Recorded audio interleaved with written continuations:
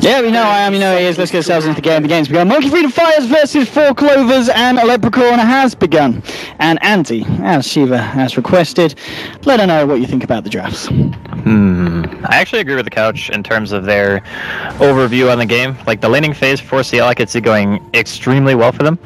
And then if MFF have an okay laning phase, stable, there's kind of a lack of control for the PL during the late game. I mean, you're looking at a Shackle, maybe an Orchid coming out from Pycat at some point, and then a Crush. So if you don't land those spells, the PL can very easily take over the fight, and that's not even considering the BKB Shadow Fiends. So for CL, can they thrive on the momentum that their lineup is supposed to? I think the PL, as you said, the fact that I don't know the exact numbers, but I know that the stats, at least recently in this patch, they're not great for PL. PL has not been having a great time in this patch. Sing Sing, obviously in the past, one of the players that's really shown us how it's done. The question is if he's going to be able to continue to do it in a changing meta mid lane. Yeah, the Tangos, removing the sentries there. And both will be taken down by the respective sides. And we'll see how much EGM can achieve on this bounty onto bottom lane. Bit of a ruckus kicking off as well, and top lane in fact. Nikwa just running away from Yapzor and the guys. So lane-wise, in your eyes, who's coming out on top? Who's happier with the situation here? Well, Rise is definitely going to have a real crap time. No question about that. He was only given one sentry, so with EGM, obviously starting with 2, has those tangos. Arise can no longer contest the wave anymore. They're going to have somebody stack for him. He might even have to do it himself, because if one of the supports leaves bottom, then you have to look at this Dazzle and Sardar lane. They'd be able to shut down Sing completely. So I think, in a way, 4CL are probably happy with this. It's going to come down to what Demon can accomplish with his farm top lane, because they did opt to go dual off with the Tusk and the Sand King together. If he can get a quick blink timing, get some eppies and team fights, I think it'll be worth it. But otherwise, it's going to be a little bit rough for MFF in the early game. Okay, we saw that as well, EGM. Just looking for the red round. So, pop down the ward in the mid lane. We're seeing if maybe a courier snipe could have been happening, but Arise plays it safe, backed up. And made sure the courier was always going to be safe and not in harm's way with his bounty onto top lane. Yapzor just moving in here with Nikwa, creating the hits. He's got level 2 as well. Pop down the shards, continue with the control. He's got a snowball here as well, but it's not going to be quite enough on his own to totally deal with the Wind Ranger. And Nikwa just turning around, forcing him back. And EGM still just making the trip around the jungle. You've got to Rise. He's actually going to end up walking into EGM here. And, well, with this damage, Rise is going to get fairly low here, and they should be able to find it, and they do. First blood there for Pycat with some nice bounty action from EGM. Man, this Queen of Pain is already rich. He just bought Bottle, already up to almost 400 gold. He should have his boots by the time Arise even makes his way back into the lane. So mid, at this point, especially with the ward behind the tower, mega lost. Like, you got to have somebody come over here. Looks like Yapzor is going to be the choice from MFF. They can't afford to abandon Sing. It'll be one more hero they can use to potentially stack for him, and they're going to give him another sentry on top of it. And this is necessary. Like, without the sentry, Bounty Hunter just makes laning as SF versus Queen impossible. And bottom lane, there's going to be a crush onto Sing Sing, just trying to move forward here. Bambo, let's go to the doppelganger. Sing Sing moves himself back. But I think, as you said, they really need to do something about the Quap, especially because it is Pycat playing it, and Queen of Pain is one of the heroes that Pycat's known for. He's very good at playing lane bullies, like Queen of Pain, Viper, stuff like that. Sniper even too. I know he's one of the few people who actually like playing that hero, but he's very good on the ones who have to really push their laning advantage. So glad to see him on something like that for this game when it comes to 4CL. Well, this time Yapzor is there. They'll be able to get themselves once again the D-ward. Top lane, look at this Demon. He's found Nikwa here, trapped up in the trees. And Nikwa is going to move around and work that sandstorm. Yeah, you're dead, son. And MFF find themselves a kill on the board there with Demon with a bit of fancy footwork. Classic Jimmy somehow killing a Wind Ranger 1v1 as Sand King. How is it that his lanes always go in like the most ridiculous fashion ever? First game, he dies solo to his Slardar as Brewmaster. Second game, he solo kills a Wind Ranger as Sand King. Nobody else has lanes like this but him. Bottom lane, they might be able to find Bambo here. They've got the crush from this Bambo in time. They do still have a shards here, and they'll throw it out. Doesn't quite trap Bambo though. He'll be able to get himself out, and Saxa will ward this one off as well. So unfortunately for Monkey Freedom Fighters, not able to find themselves the kill that they were looking for down bottom. But yeah, the fact that Jimmy, he's not having a bad time at all in the top lane. Yeah, the big thing is, he's already got to his Tranquils. Yeah, well, the Shackle's there, but it doesn't really much matter. I don't think Nikwa has the damage to kill. He is 5. Can put another point in the power shot. But Jimmy with Tranquils and almost level 5 to his name. Like I mentioned, the blink timing for him is going to be key. If he can get it early, he can make use of an epicenter, start getting some space for the Arise, Shadow Fiend, and Singtail. Could be big. On bottom lane, EGM is there as well. Just getting some hits onto Gabat, forcing back the Witch Doctor. As yeah, very close across the lanes at the moment. 1-1 in the farm, just overall favouring for Clovers. Still the biggest difference being that mid lane. 27 for 11 on your Quap compared to the 18 for 1 on Arise's SF. Certainly is the glaring issue at the moment for Monkey Freedom Fighters 5 minutes in. That also means that with the Invis rune, Pycat can easily transition to any lane and look for kills. Like, PL will die, any of the supports will die. There's not really much they can do. It just depends on if they want to go for the YOLO play. As he does pop his Invis rune. He blinked across the river, so there was no vision in the vicinity, and he can still see Arise. He wants to get the Shadow Fiend kill. And with the Sonic Wave, he's got a good shot. Oh, he might get the courier if he's putting the bottle on it. No, he's not. Okay. That was actually his bottle being delivered. Holy crap. Okay, never mind. That was the first bottle. First time he's had bottles. He's trying to get the perfect angle. Eels also got EGM coming in as well. As he's hiding in the trees. Pycat hasn't quite got vision, but the pings are coming out. He's aware that Arise is hiding here, and Arise will now come out to the wave. Pycat. Is he going to go for it? They can't do this. Like, they can't dive him like this. They need they need him to go to the creep wave and even farther, honestly, because they don't have any disables. EGM's only level 2, so he doesn't even have Shuri Toss yet. Things have settled down at the moment between the teams. 1-1 still. Pycat unable to find that kill with the Invis. And we'll see. I mean, in terms of game plan, going late, I guess you got to favour MFF every time with that lineup with the PL call. Yeah, to a certain extent. I kind of agree with that. I think there's enough damage, though, like physical damage on 4CL to deal with the Shadow Fiend and the PL. It's just a matter of, can you find the real PL? That's going to be the issue for 4CL. EGM coming in again with Pycat. They really want to try and find Arise there. Arise are playing very carefully, but now they've found him and they've got a Sonic Wave. He hasn't quite got the mana, in fact, so Pycat may have made a bit of a mistake. He's got the mana now, and he's going to need to use it. Just gets the right clicks in. He'll TP himself straight out just in case any kind of reaction was coming through. And just by the skin of his teeth, getting that kill and getting away with it as well. You know, honestly, he was playing so conservatively, and he even pinged out the ward. Like, he realized as soon as he got blinked. Bottom lane, Sing Sing trying to go on to Bambo here. It's going to be hard though because Sax is there backing up the slide up. And then themselves need to be careful, especially the fact that Pycat has still got that Sonic Wave and he's making the move down to the bottom lane. Sing Sing getting incredibly low. Not the doppelganger to back off, but Pycat, he's really going to want to try and find us with a Sonic Wave. Pycat's getting closer and closer. Sing Sing and Combat need to be careful. Pycat is there, and Sing Sing, he's got to be careful. How far comes it? There we go, blink forward. Pycat, Sonic Wave, it's actually not going to hit Sing Sing, doesn't matter. We'll find the kill with the dagger. Puts himself on a killing spree. So even though the Sonic Wave is kind of whiffed, they get the kill that they were looking after nonetheless. And top lane, well, Jimmy.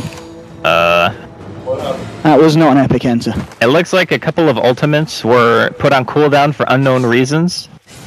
No, nothing to see here, boys. Just keep playing Dota 2.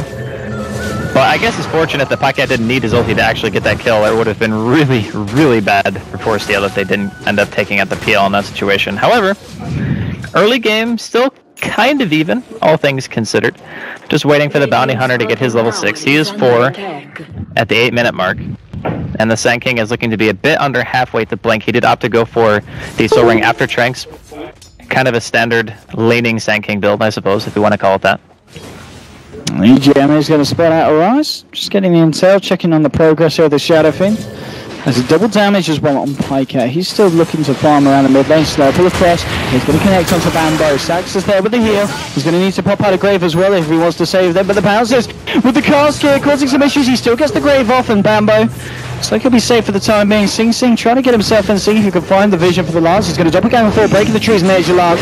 Gets the kill onto Bambo, but now Pycat's turned up, looking for return aggression, and he'll get it. He takes down Sing. The cast doesn't bounce favourably here for the side of MFF as he goes across towards the creeps, and Pycat maybe seeing if he can move forward for more. Still has that DD. He's going to have to blink up here in 3 seconds. Kabat and Yapsel are the ones on those retreating. Pycat's just going to have to let those go. Can't quite chase them down. So a 1-for-1 trade there, but of course the painful point being that MFF do lose Sing on the PL. I don't even think it was worth it to chase that. Like, okay, top lane. Nah, he's not gonna get him this time. Okay. Sandstorm damage, not quite enough. But I don't know how he's like winning this lane so hard. It doesn't really make a lot of sense. He's 46 for 2 against the 40 for 7. You're right. He's having a great time on the SK. I mean, I guess they did do a lane transition, which loses the Wind Ranger a bit of time, and Jimmy solo killed him. So if that happens, I suppose you can just snowball the lane from there. Oh, Sentry, nicely done here. Oh, jeez, just 4 HP. 4 HP here on AGM. He's lucky to get himself out of that one. And yeah, that's rather unfortunate. They commit 2 centuries for that too. AGM. Oh, EGM! What are you doing to me? Why would he walk into him? Oh, okay. So he like mind gamed himself. He figured that if he picked up the invis and Arise knew he was there, that he would imagine he would run directly away. So he runs into the Shadow Fiend, assuming he would use a mid or long range raise. I mean, I guess I get that. If he's on the other side of the river, it probably works, but... But if he kept running, he would have been fine. I know, but that's the mind game. You're trying to outthink a little bit too much in that situation about where you would be. Alright. Bambo, having a bit of a pirouette here on the side. Draws away the creeps, and it's a 4-4 still, he's at top lane. Oh, that's our bottom line, Saxa. I mean, Espero behind the I'm still with the shots as well. It's going to be off point. EGM is there. Saxa is going to get Dover point. He's going to look for the TP out, but the Snowball's there to cancel it. And Sing Sing.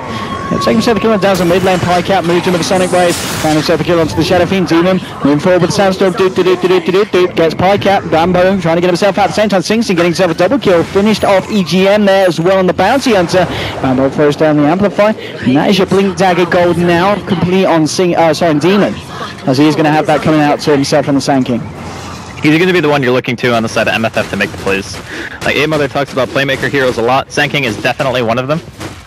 So a good epicenter in a team fight, even a couple of nice burrow strikes should be more than enough to take a team fight if you're MFF at this stage. Especially considering EGM still level 4. It's been 3 minutes, he hasn't even gained like more than half of a level at this point. They really need track. And once that's online, you got to start playing aggressive if you're 4CL. You can't just sit here and continue to farm. I don't think playing it late against Shadow Fiend PL is going to do you any favors. No, so we'll see what they can do. So the Blink Dagger timing on Bambo is going to be pretty important, and he's still a fair way off it on the slide up. Top lane. Well, yeah, so he's going to trap Saxa here, but no, Saxa's going to live for the TP. Absol isn't going to commit with the Snowball. Didn't quite have the nighttime vision. EGM spots out Arise. Bambo's moving in as well. If they can get the slow here, they might want to go for it. But Yapsil's there's actually TP's coming through as well. You do not want to go on that. You certainly don't want to go on that if you're 4 Clovers. And the EGM will get himself out of there. Jimmy's back as well, nearly hitting level 11. Has a Mango as well, ready to go if he wants to pop the Epi. And Sing Sing with some farming. They've got the dire vision by this camp, so Bambo knows what's up. And Sing Sing he's fairly low here on the PL. It's going to be very hard though for Bambo to find a way in. Courier flying over, won't quite spot him out. Sing Sing's going to TP in fact just up to the top lane. Now Rise comes in to clear up the stack. Bambo, can he try and go for this? This is going to be a very risky Bambo play. Look how sneaky he's been. This is a very sneaky boy. Alright, he used a lot of time for that. Top lane equals getting caught out here. They've got the Shadow Grave from Saxa. He's going to try for the TP out. They're going to end up cancelling it. Turns out they don't. They've already used all their stuns, and Anikwa getting away. All thanks to the help there of the Dazzy Do. Pycat's around. Hasn't quite hit level 11, but he does have the Sonic Wave. Absol gets the shards down to Saxa. Anikwa's there. Pops out the Shackle. Isn't going to latch. And looks like Monkey Freedom Fighters, they'll be able to try and find this tier 1 on the top with Sing Sing pushing in. Has of course got that Vlad's complete on top of the treads, and the illusions start to get to work. 10 out of half health, and it doesn't look like 4 Clovers are going to try and defend this. They've actually got 3 heroes towards the mid lane. Pycat still poised very aggressively, and what Pycat? I mean that was, oh jeez. Only just getting himself okay, Pycat. Not fine. Alright. Well, that was something. That was certainly something. And Rise getting credited with the kill there. So more money into the bank of the Shadow Fiend. Pycat wants to be a bit more careful with these his aggressive motions and movements towards the mid.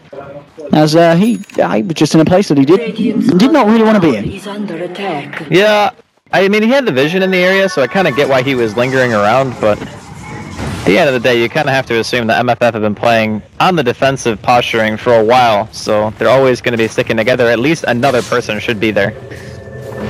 They still got level 2 Epicenter up on Demon as well from the side of MFF, so if they want to try to push in, threaten that Epicenter and take some towers, they think it's pretty easy, right? Because as long as the Sand King is not showing, I mean, in this sense he is, because the ward sees him, but if he's off map, it's very scary. Where's that Shackle? Isn't going to latch. Demon. Just going to sandstorm it up here. Looks like they'll leave it for the time being. MFF happy with finding the tower. Not yet wanting to go too ham. Yapzor. Maybe the Lone Ranger here was just standing up high on the high ground. EGM has got that level 6 now, so the tracks are going to be available. Bottom tower is under attack. And Roshan is up. Of course, no team yet to try and take it. Neither team really with the necessarily awesome lineup for, I guess. RCL's is better. They've got the amplify. I guess with the Room Ranger as well. Yeah, they can give it a shot. Shackle from Nikra. Is he going to latch onto Yapzor? Shards come out. It's only going to trap the Wind Ranger behind it. The question is, can they try and jump into this? It's with 3 heroes down on the bottom from Monkey Freedom Fighters. They've got their sights set elsewhere, and they're looking for the tier 1 on the bottom. Dire structures are fortified. My question is, when is the first time we're going to see MFF start to threaten with their Blink Dagger Sand King? Like, that gives them a really good way of taking initiation. Oh, you might want to cancel this TP, and yeah. Yeah, he did. He did. He even let the Requiem go. That's a Kappa moment. But I think that you can treat Sand King similar to any real big teamfight ulti, where it's the threat of it that makes the enemy team not want to engage you, you know? And if you just see Demon is not showing, then okay, we kind of have to let this tower just get hit for a while, and that can very quickly just turn into free towers for you through MFF right now. They could be playing it conservatively, waiting for a Rise to finish the BKB, and I think that's a pretty solid choice as well. But once he has it, I would like to see MFF start to pressure, because they can take teamfights with just Sand King, honestly. Like, the teamfight contribution from that hero is massive. Absolutely is an MFF. It is still the question of when to go. Demon's on the top lane. I mean, he's working towards his next item on top of the Blink, but as you said, we kind of want to see a bit more proactiveness here from this Sand King, and he's looking towards top. I actually tried to charge up the Yappy there, but there was an EGM behind him, and Demon. These weren't the Jimmy plays that MFF were looking for. He's not going to lose his life, though. He does have the backup here from Yapzor. And he'll barrel strike himself away and out of this one, but that's going to be the epicenter down for a good 2 minutes, and wasn't able to find anything with it there. Yeah, I think he was just going for a solo kill. Didn't end up happening though for him, so. Still though, Epi's down for a little while. Kind of a slow-paced game, actually. A lot of teams going for positioning plays around the map and trying to siege, but not really too many big fights breaking out either way. If I'm looking at a team that favors, probably MFF. Like, trading even against a bounty hunter who has track is never really going to be good for you. You just want to make sure that you can 5-man against the bounty, because bounty is really bad at fighting 5-man. And the Wind Ranger didn't really have the greatest laning phase, so he's still like 1300 away from Ags. Ooh, that's a nice Shackle, yeah. Yep, so is then, so is Jimmy, but Bambo with the crushing time. They'll take down the Witch Doctor. Now they're trying to look for more. There's a little bit of turnaround over the Sobel onto Nikra, and they will get it. So they give themselves a Wind Ranger, only losing 1, and Bambo will be able to TP out. So it's just a 1-for-1 there, but a 1-for-1 favouring MFF there, and the fact that Sing Sing was involved as well, even nicer there for the Radiant. Oh, Requiem kill! See you later, EGM. Alright. Arena. So MFF looking a lot stronger in this point of the game. 18 minutes in game 2 compared to what they were doing in game 1. Yeah, they're just getting the farm on all the right heroes. It's going to start to become pressure for 4CL that they're going to feel to, all right, we got to go. You know, we got to fight. We got to make sure that we're doing something here. And again, it's the threat of the Sand King that actually makes MFF's lineup so scary right now. Not really many heroes in the game can make you think twice about engaging when you normally would be like, okay, we take this for sure. We go and we kill Sing Sing, for example, or we go and we kill Arise. Now it's Arise has BKB, Sing has Diffusal Blade, so the Orchid timing is a little bit later than I think it should have been for Pycat, given his start.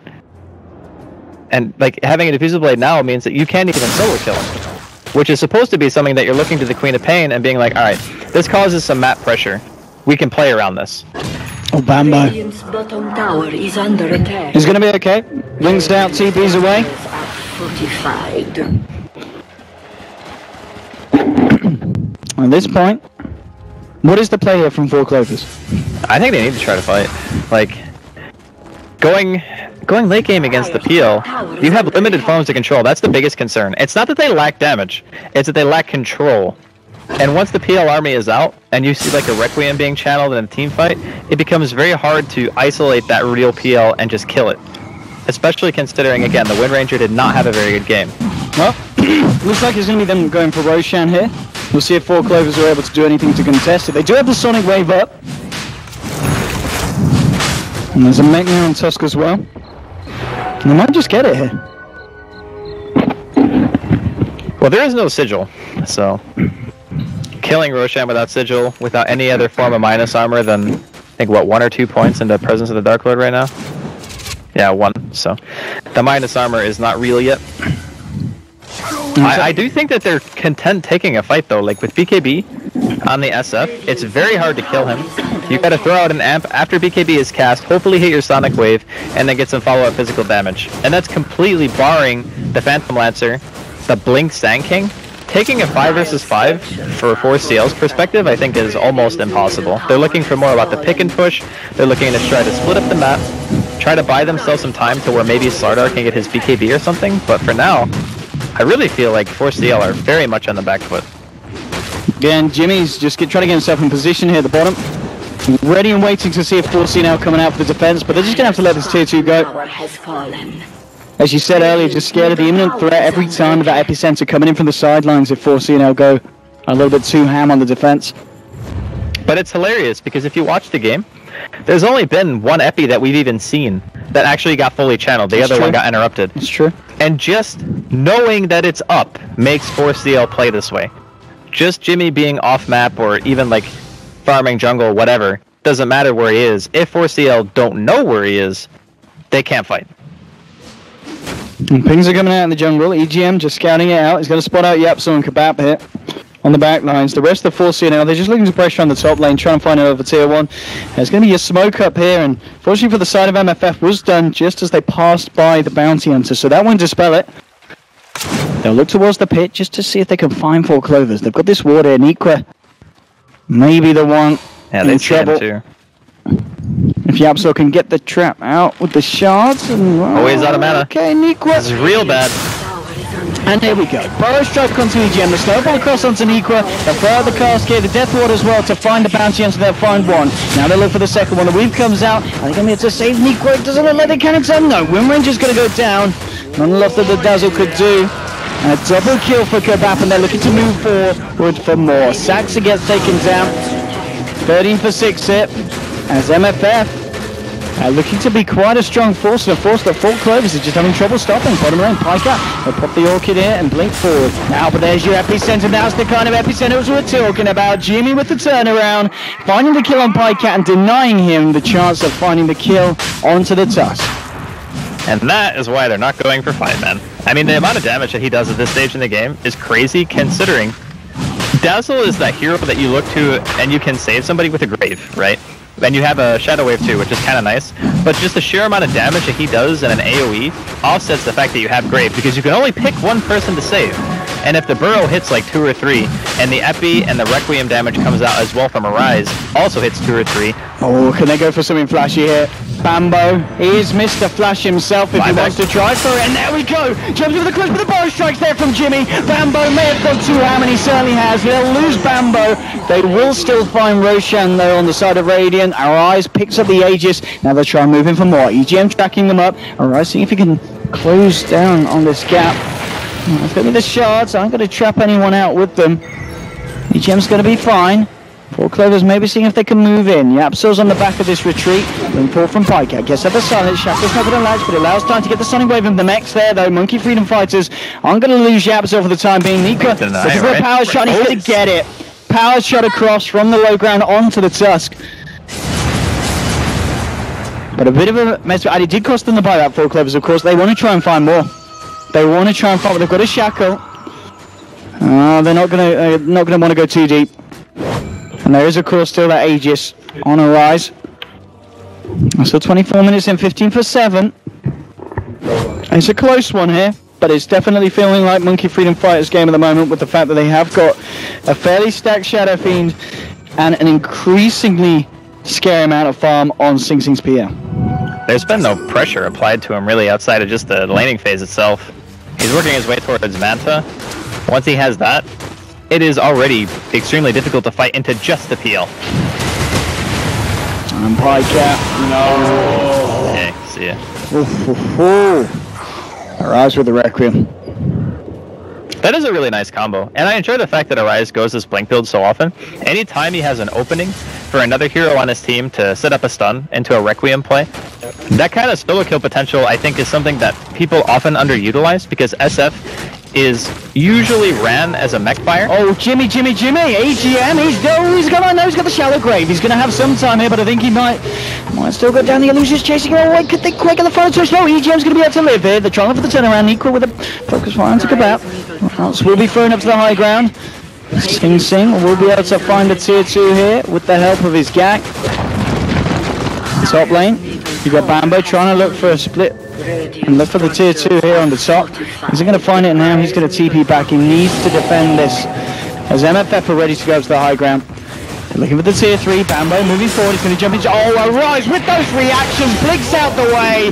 They'll turn it around onto the Slardar. Find themselves one, and MFF, they're going to stick around for more. Arise fairly low, but he's still got the Aegis and he's still got that BKB. Let's just stand there, pummeling away at the tier 3. Fortification will now come out. This is going to be a hard defense for the side of Four Clovers, and Jimmy has Guardians? He's got the epicenter. Jesus. This is really hard to stop. Oh, Jimmy, straight in onto Piecat. The snowball as well. It's going to have the control. Shallow Grave does come out here. Piecat, can he get himself out? Turns around with the Sonic Wave. Will manage to take the Aegis off the hands of the Shadow Fiend Demon. Has the epicenter, but with the damage for the he just couldn't get the Blink follow-up. And Sing Sing just sending out the Lances, forcing back the weaker members of the side of Four Clovers. Shackle comes out, latches onto the Creeper. No, maybe they could bring our eyes down. No, the snowball's there. They'll look to turn. Look how low Satsa is. He's just being forced back time and time again by these illusions. Bambo with the Blink, but he can't find the crush because MFF, they're too quick with the reactions. Get themselves out. Bambo force stops himself forward, a little more for Arise with the Requiem, and now Jimmy with the stun onto Slardar. They'll bring down the Slardar. Now they look for more. Piecat gets caught up by the charge. Arise going forward. Piecat blinks himself away. Will be able to live. They've got a Blink burst strike. Jimmy. Oh, the silence. Get that man a back, Bam. Arise. Can he still find this? Hey. No. Piecat's going to be fine. Sing, back. He's got the focus on the objective. Gamer here. Yep. I like to see this. This is good. I mean, truthfully, they should have killed Piecat there, but the old whiffed raises. It happens from time to time. They will end up getting the full set of racks, though, so the Aegis had pretty much served its purpose. Yeah, that's the best thing you could ask for if you're MFF. The tier 2 top is still standing for 4 CL, so you can't go there. Cool. Very narrow space to try to climb into. But, yeah, MFF looking very solid right now. Sing working his way towards his Manta still. I think he actually has it in about 200, yeah. He's got the ultimate orb up already. And that just means for the next couple of team fights, unless you throw out a Sonic Wave to figure out where he is, you're not going to really be able to keep track of him either. Like, that's the other problem, is sometimes you pick, like, Bounty Hunter to be able to just see where people are, but you're going to be able to diffuse yourself, you'll be able to pop Manta, you can use Doppelganger. You have 3 ways to dispel Track, and you have 2 ways to dispel Orchid. So it's like, holding him down and being able to kill him, not very likely. Monkey Freedom Fighters smoked up, ready to go again. Jimmy, he has got the epicenter. Same time, Four Clovers themselves. They're looking for a fight. They're going to smoke up here into the Radiant Jungle. It's only Sing Sing that's around in the neighborhood at the moment, behind the tier 2 as well, so it's going to be a hard pick-off if Four Clovers even dare delve that deep onto this side of the map. And I think they realize that there's not that many people up there. Things are coming out up top, and they're going to make a beeline straight up there. They're still under the cover of smoke. No, okay, they've come out now, MFF. So Four Clovers are going to make a beeline straight for them up here. Sing Sing's coming in to join the fight as well. Bambo, maybe going to look to be the initiator here for this one. Looking for the wraparound still. Four Clovers. What is Arise doing? He's messing around, and that's what it is. Track comes out to Yapso. Bambo. When's he going to jump? Arise. Oh, he's just jumped into EGM. He's starting to go for it. Epicenter getting charged up from Jimmy, and there we go. Brings himself into the fight. They've already found the dazzle. Won't find anyone with a barrel strike, but there we go. Sing Sing's turned up. They'll bring down Bambo. That's going to be the second pick up here for the side of MFF, and there's your Guardian Greaves coming out as well. Let's see if they can find anything more. Jimmy's got a barrel strike, and bam. There we go. Right onto the backside. And Neek with the shards there to control him with the razors as well. You're not getting out of this one. Neek with double kill for Arise on the SF. 21 for 7. On the board now. 3 heroes dead on full class. GG. Gets called up straight away. Yeah, I don't blame them at all for that. And it is 1-1. The series. Monkey Freedom Fighters are able to take game 2. And I think, Andy, that's kind of what we predicted as well. Yep. Unpredictability from both sides. Teams that were always going to be able to pull something out of the bag to kind of one-up each other. And 21 for 7. It didn't really start off like that great. Like Nico was solo dying in lane to the Sand King. That kind of, I think, set the tone for the game. Demon he didn't die at all that game. He had a couple of kind of questionable epicenters. Like mid, he got clipped by the Sonic Wave, so he couldn't blink. And then there was another one top where we didn't actually see what he was channeling on, but he couldn't get to his target. Right, so there was 2 points in the game where he kind of biffed it, but the pick itself did so much, I think, to the mentality of 4CL and how they could actually engage around the map that they never found a point in the game where they were really comfortable being like, we can go for this, or we can go for this kill, because none of these heroes really buy early BKB at all. So the Sand King getting farm priority, having such a good laning phase, and then transitioning into having as much as he did, just put an immense amount of pressure on the lineup of 4CL. That lets the PL farm, that lets Arise farm, even though Arise had kind of he had an okay early game. But at the end of the day, it was just 5-man Dota for MFF, and there wasn't really an answer from 4CL. There really wasn't. And MFF, they do it. They prove that they've still got it in them. They take themselves a win. 1-1 is how this series is going to end. But 4 Clovers, of course, they're going to be back for a bit more action later on as we'll see them go against No Logic Gaming. So we'll see how they do in that matchup. But that's it for the second series of the day. Don't go anywhere, though, as we're going to fire you straight back over